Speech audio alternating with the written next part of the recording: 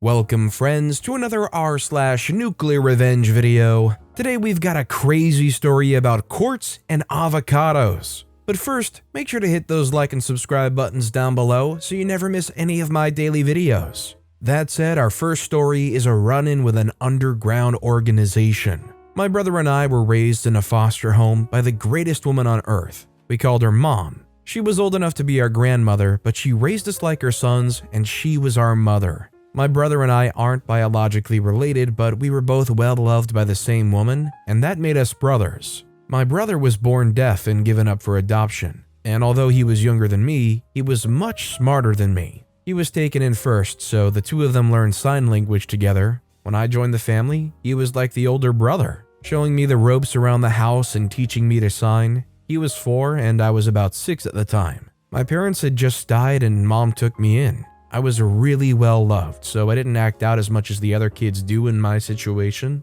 Over time, I grew into my role as the older brother, protecting him from the other children and just helping him navigate the audible world. But like I said, he is way smarter than me, so I learned a lot more from him than he learned from me. I still do. We did everything together. Went to school, played sports, got into fights, hung out with girls. We were a team. He wanted to go to college. He loved history and engineering, and he wanted to do some sort of hybrid thing about the technology and weapons of the ancient world. I don't know. That stuff was way beyond me. And I certainly wasn't getting the grades to go to real college, never mind anywhere he got into, and I was okay with that. Our guidance counselors all wanted him to apply for scholarships, and he definitely had what it takes to get a full ride. He said no, he'd go where I went, and all that was left was community college. The truth was, we couldn't afford it, but Mom made me promise to make sure he goes to college one way or the other. So when I graduated, I started working to save up money for the two of us to go to community college together.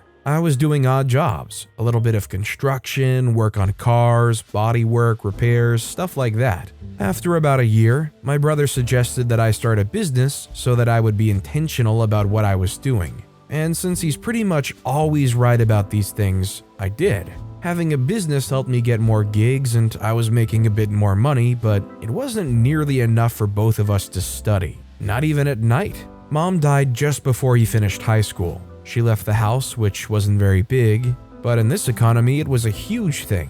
My brother joined me in the business and that really helped move things along. Now, I know what some of you might be thinking. Sweet, you got a house. Why not use it as leverage to get a student loan? We're poor, not stupid. Well, my brother isn't. We'd seen what the banks were doing in our community with people who put up their houses as collateral. We were young and strong, we could work.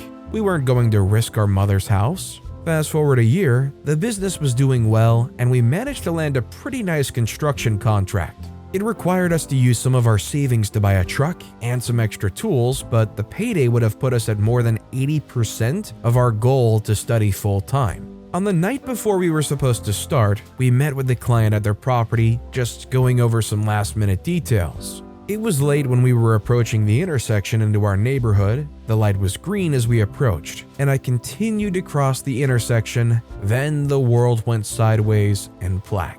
I opened my eyes in the hospital, and already I saw all of our savings vanish down the black hole called healthcare.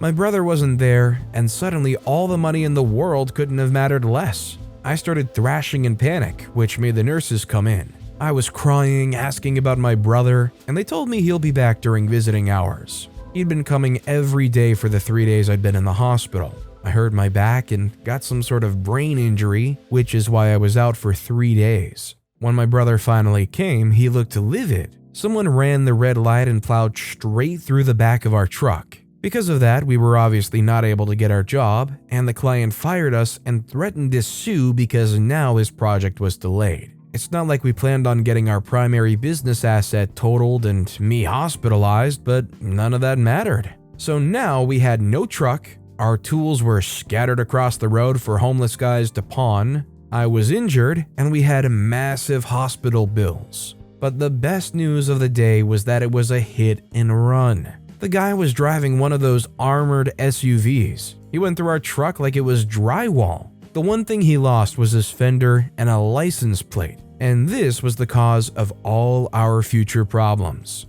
Because we had one or two run-ins with the law, the police weren't all that eager to help my brother. We didn't do anything serious. We just got into a couple of street fights every now and then. But still, the cops weren't trying to hear anything from my brother. By the time I woke up in the hospital, it made sense why. My brother had taken a photo of the license plate, just in case the cops were the usual incompetent cells. He followed up with the cops the same day we got fired from our contract because we had no other jobs lined up for at least 6 weeks. So we wanted to find the driver to get his details for the insurance because the hospital fees were gonna have us broke soon. They brushed off, but he went back the next day and they were even more intent on not helping him. He decided to go look for the driver himself. He went around to some of the body shops we had done work for and said that he heard about an accident involving an SUV and wanted to know if he could pick up some work.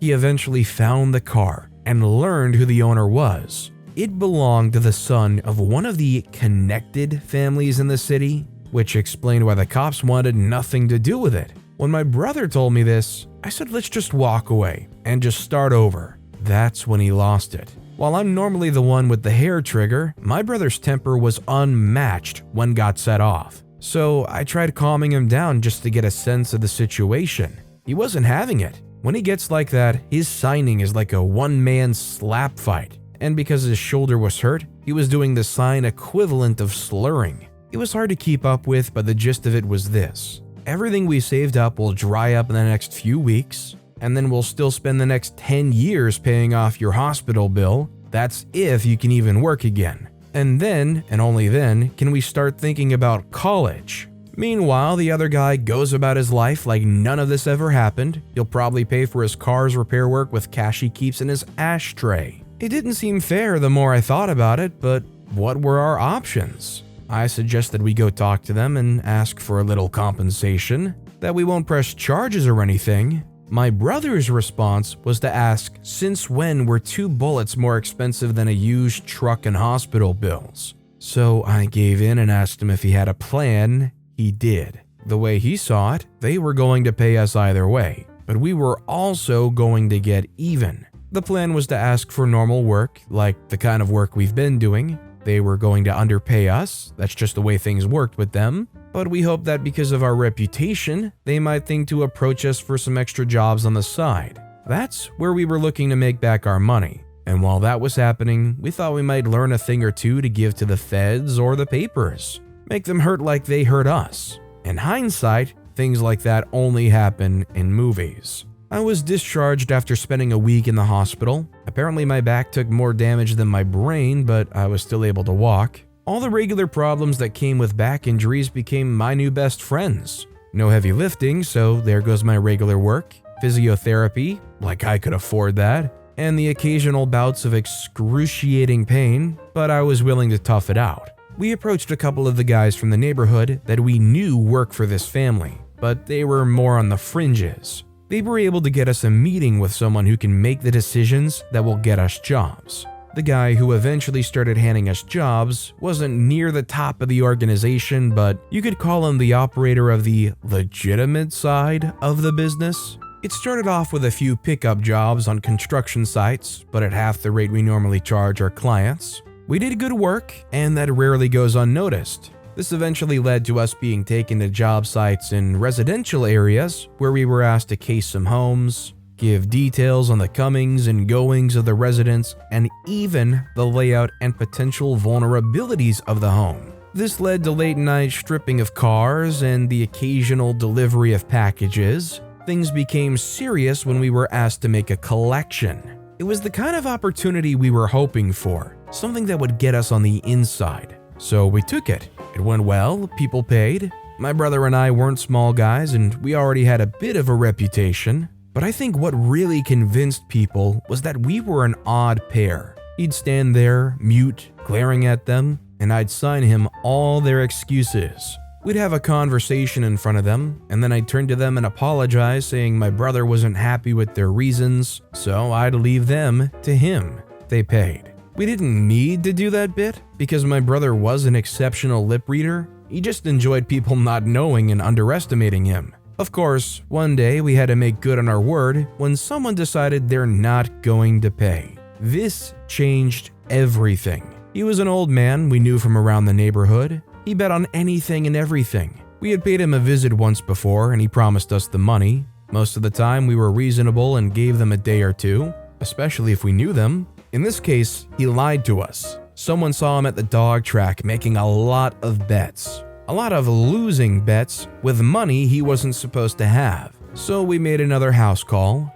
Going in, we knew we were going to hurt him. In our minds, he brought it on himself. First, he lied to us. He took advantage of our generosity and then lost the money we were supposed to collect. Second, he was a degenerate anyway. What was he doing with his life? We were trying to build something, make something of ourselves. He was just wasting away his family's chance at a better life. We went in thinking that and broke every bone in his left hand, his forearm, and dislocated his shoulder. We got our money 3 days later, and no one ever tried that with us again. This got us in the room with people who made decisions. We still weren't near the walking phallus who totaled our truck, but we started to learn things about the organization. By this point, we'd almost made back all the money we lost. We weren't spending it on chains, booze, or women. We had a goal, and we were sticking to it. But the sweet nectar that was to be our vengeance was starting to drip into our hands. Well, into my brother's hands. Because people knew he was deaf, but didn't know about the lip reading, they tended to say things in front of him when I wasn't around. I'd be in the toilet or forget something in the car or whatever reason I could think of to leave the room, and tiny morsels of info would drift my brother's way. We kept a journal of everything he saw. Names of people, places, products, scores, scams, whatever they mentioned. Then one day, someone mentioned a time and place that a particular illicit activity was going to take place. We saw this as our opportunity to get the press or the cops involved. By this time, something in my brother had changed. He'd show a calm face when he was around them, but as soon as we were alone, his rage was torrential. He wanted to hurt all of them, not just the boss's son. I didn't know what to do, and I went along hoping he'd snap out of it. He saw this new information as a chance to bring other players into the game, ones who would make better use of this info. We were careful to hide our tracks and stay anonymous, but we made sure that the time and place of the gathering fell into the hands of individuals who cared a little for the organization. It was a one-night-only, high-stakes underground poker tournament. By all rights, we didn't know about it, so obviously we weren't invited. But a rumor made its way to some armed men who happily picked the place clean. There were no casualties that night, but the cage was rattled. We went about our normal routine, making collections, working sites, and asking no questions. We get summoned by a decision maker who tells us that due to recent events, the organization had to recompense some very serious individuals that had put a strain on the cash flow. We were to start making collections from some larger account holders and to do so ahead of schedule. The amounts we were to collect would have taken us 10 years to make, but we showed up, made some veiled threats, and came back a few days later for a large bag of cash. About the third such collection, my brother's rage began to surface again. We would be able to afford much more than community college with just one bag that we collected. If we did that, we'd be dead men or on the run for the rest of our lives. We needed a scapegoat. There was another pair of guys who also did collections like we were. My brother happened to be in the room when they got one of their assignments. It was a fat bag they were collecting as well. We surreptitiously passed this information along to the individuals who unwittingly served us the last time. The plan was to do our collection on the same day as them and claim that we were done in just as they were. We did the collection and then beat the heck out of each other before hiding the money. We then showed up looking pitiful, only to hear the news that our colleague suffered a fate worse than ours. We pretended to be shocked and outraged, of course, and corroborated what the witnesses saw. The organization struck that night. It was a massacre. A week later, my brother and I went in to say that we were out, that we had just wanted to get back on our feet, and that the violence was more than we could take. They did not take kindly to that. We were told that once we're in for life. The mood in the room was a little more than awkward. We were offered an escort out of the building and a ride home. Nobody was pointing guns yet, and we weren't carrying, but we were confident we could still muscle our way out once we were on the street. My brother was the first one out of the building and the first to get shot. It seems that some of the individuals whom the organization tried to deal with survived the assault and chose to retaliate. The son of the head of the organization showed up at my brother's funeral to pay his respects, and to let me know that out of respect for what happened to my brother, the organization allowed me to walk away. He didn't recognize me. How could he? But there he was standing in front of me, and right there, I realized what actually killed my brother. I left and went to college to study psychology to become a counselor. I realized that I failed my brother when I didn't see how much pain he was in over mom's death. I didn't help him grieve in a healthy way, and that led us both down a dark path. I can only pray that what I do now helps prevent a repeat of our history. I'm not gonna lie, when I got into the story, I was kind of lost in it. It was like reading what went down in like a really entertaining Sopranos episode. Do you think you'd be enticed to do something crazy or harmful to another person when you could stand to walk away with thousands and thousands of dollars? Or do you think that's just ridiculous? Let me know what you guys think down in the comments. And our final story of the day is avocados and a court case. My neighbor and I have been at war for years. I don't know who started it, but I ended it. The whole thing started with a tree. My neighbor had a massive tree in his yard that would shed like a kid with dandruff scratching his head. The tree was a menace. It stood on the boundary fence between our houses and towered over each one. When shedding season came along, I spent almost every weekend either cleaning my pool or cleaning my gutters. The pool was less of a concern than the gutters. We'd get a lot of rain in the fall, and the last thing you want is clogged gutters. As much as I hated it, there wasn't much I could do about it. It was a big tree and my neighbor didn't control where the leaves fell. The problem was, it was also a fruit-bearing tree, and my neighbor wanted all the avocados that grew on his tree, even the ones that hung over and fell on my side of the fence. Now, if he had offered to clean my pool and gutters, used his own garbage bags and tools to clean up after his tree, I'd have said, sure, take your avos. But he didn't. This may or may not have had something to do with the fact that as children, my brother and I were quite rowdy. We rode our bikes in the street and may have broken a window or two playing hockey in our backyard. Whatever the reason, he insisted that nature was nature and that he didn't control it, but that the tree was on his land so the fruit were his. Now, depending on where you live, the law has various things to say about this, but where I'm from, the law was pretty clear. If the leaves fall on your side, you clean it, and if the fruit even so much as hangs into your property, it's yours. He didn't want to hear any of that, so we handled it like all neighborly people in the world would. We went to court. He sued me first, but he was cheap on top of everything else. He chose to file the entire action himself. I obviously had a countersuit which went through attorneys. The law on procedure is apparently clear on this, that once you have an attorney, all papers should be filed with them. But this Nimrod decided to appear at my house at unreasonable hours to serve the various documents for the case. So before we could actually hear the matter regarding the tree, we first had to go to the motion court to stop him from serving on me firstly, and then coming to my house at ungodly hours. We won that fight, but the costs for it were pushed onto the actual case about the tree. When matter finally appeared before a judge, he presented the most ludicrous argument for why he should keep his avos, but not have to clean up the leaves, but also that we had to collect them and turn them over to him. He also demanded that we pay him for all the avos that we kept that fell into our yard. The judge disagreed and said that either he should clean them up and collect them or let it all go. All the costs came to us. Yay? No. He never came to clean up or collect, nor did he pay the costs of our attorneys. Instead, he said that since we've been getting the avos for free, we can deduct them from our costs. He still demanded that the avos that fell into our yard should be returned to him.